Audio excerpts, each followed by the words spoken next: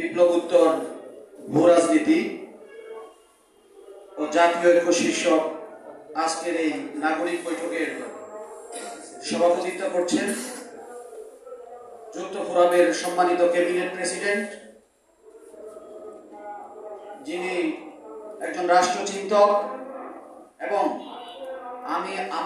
আমি যতদিন যাবৎ তাকে ব্যক্তিগতভাবে চিনি, এই রাষ্ট্র যখনই সংকটে পড়েছে, গণতান্ত্রিক সংকটে পড়েছে, যে কোনো রাষ্ট্রীয় সংকটে যিনি বলিষ্ঠ নেতৃত্ব দেওয়ার মানসিকতা নিয়ে কথা বলেছেন, জনমানুষের কাতারে দাঁড়িয়েছেন আমাদের সকলের প্রিয় জনাব সর্দার শামসাল মামুন, চাষী মামুন। মঞ্চে উপবিষ্ট আছেন বিভিন্ন রাজনৈতিক দলের প্রতিনিধি, উপস্থিত আছেন নির্বাচন বিশেষজ্ঞ, শিক্ষাবিদ, সুশীল সমাজের প্রতিনিধি, সম্মানিত সুধীবৃন্দ, প্রিয় সাংবাদিক ভাই বোনেরা এবং যুক্ত ফোরামের নেতৃবৃন্দ, সকলকে আমার দল বাংলাদেশ লেবার পার্টির পক্ষ থেকে শুভেচ্ছা জানাই, সালাম জানাই। আসসালামু আলাইকুম। প্রিয় ভাই ও বন্ধুগণ, আজকে জাতীয় সরকারের কথা বলা হচ্ছে। জাতীয় সরকার এই মুহূর্তে একটি অপরিহার্য একটি বিষয় হয়ে দাঁড়িয়েছে। আজকে আমাদের যে সংকট, রাষ্ট্রীয় যে সংকট দাঁড়িয়েছে, ভূ রাজনীতি, আমাদের পার্শ্ববর্তী প্রতিবেশী রাষ্ট্র ভারত, আমরা বলে থাকি বা একথা সত্য, আমাদের 1971 সালের মহান মুক্তিযুদ্ধের সময়, আমাদের স্বাধীনতা যুদ্ধের সময় তারা আমাদের পাশে দাঁড়িয়েছিল, অস্ত্র দিয়ে, জনবল দিয়ে, জন্য তাদের প্রতি আমরা কৃতজ্ঞ। কিন্তু সেখানেও তাদের স্বার্থ ছিল। তারা স্বার্থ ছাড়া কোনো কিছু করেন না, স্বার্থের বাইরে তারা কোনো কিছু বুঝেন না। আজকে আমাদের বাংলাদেশে সংখ্যালঘু নির্যাতনের দোহাই দিচ্ছে তারা। এটা একটা উস্কানি। কিসের সংখ্যালঘু? আমরা বাংলাদেশের মানুষ ইতিমধ্যে বৈষম্যের বিরুদ্ধে আমাদের জাতিগত ঐক্য আজকে প্রতিষ্ঠিত হয়েছে।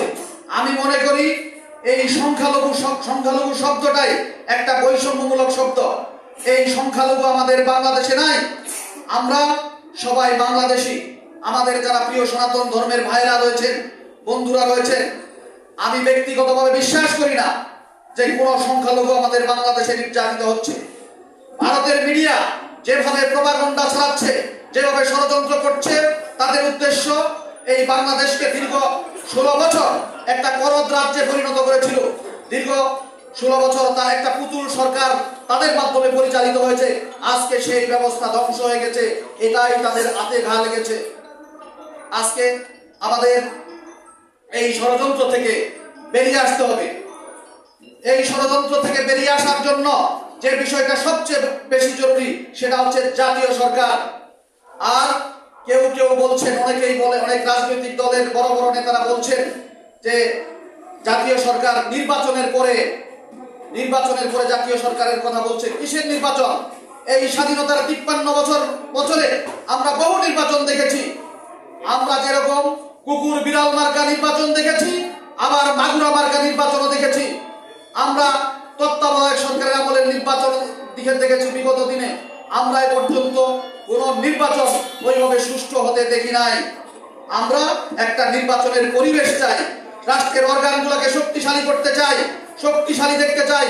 রাষ্ট্রের সমস্ত অর্গানগুলো যখন শক্তিশালী হবে, আমাদের আইন বিচার বিভাগ যখন স্বাধীন হবে, তখন নির্বাচনের পরিবেশ হবে।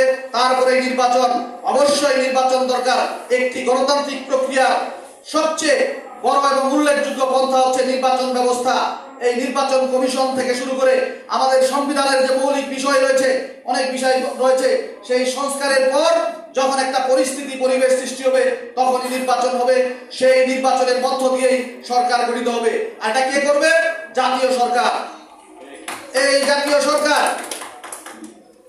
যার এমন একটি সরকার হবে নতজানু স্বাধীনতার 53 বছরে।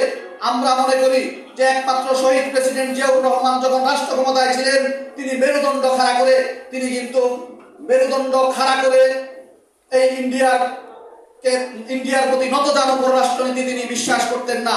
আজকে সমস্ত সরকার যারা স্বাধীনতার পরে সমস্ত সরকারি নতজানু ছিল, আজকে সেই নতজানু অবস্থান থেকে আমাদেরকে সরে আসতে হবে।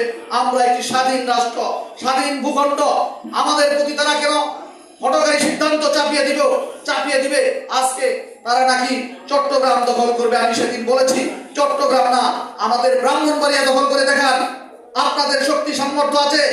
আমরাও স্বাধীন রাষ্ট্র, আমাদের জাতি আজকে কিন্তু ঐক্যের জাতীয় ঐক্যের প্রশ্নে, স্বাধীনতার প্রশ্নে, আমাদের সার্বভৌমত্বের প্রশ্নে জাতি কিন্তু আজকে ঐক্যবদ্ধ। প্রিয় সাথী বন্ধুগণ, বক্তব্য রাখবেন জাতীয় নেতৃবৃন্দ।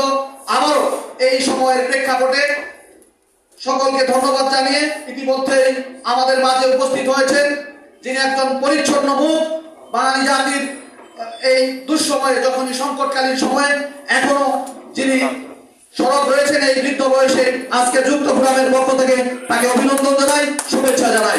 প্রিয় সাথী বন্ধুগণ, আমি আমার বক্তব্য শেষ করছি। আল্লাহ হাফেজ। বাংলাদেশ জিন্দাবাদ। জাতীয় যুক্ত ফোরামের জয় হোক।